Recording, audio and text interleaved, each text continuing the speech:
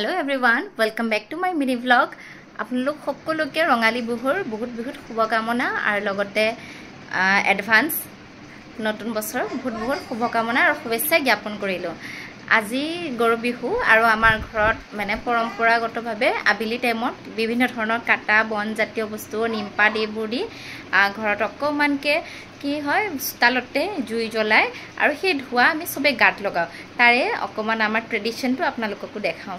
বিভিন্ন কাটা বনৰ লগতে ইয়াত আমপাত কঁঠাল পাতো এনেদৰে জ্বলোৱা হয়। এয়া মায়ে ফালে জ্বলাই আছে আৰু এয়া মুঠ 3 দিন আমাৰ এনেদৰে জ্বলোৱা হয়। একদম গৰু বিহুৰ আগদিনাখনত আমি এটো আৰম্ভ কৰো আৰু মানুহ বিহুৰ দিনাখনলৈকে ইয়া এনেদৰে চোতালত জুই জ্বলাই সন্ধিয়া টাইমত এয়া ধোৱা সবফালে গৈ আছে। লগতে মই অলপমান মোৰ গাৰ্ডেন খিনি দেখাও ৰব। ইয়া চাওকচোন,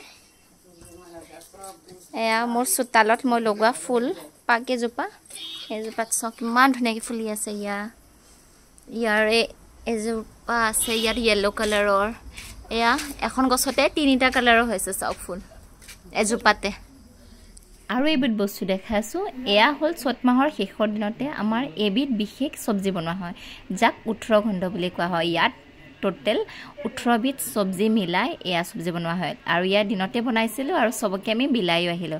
আজিলৈ ইমানে, টাটা।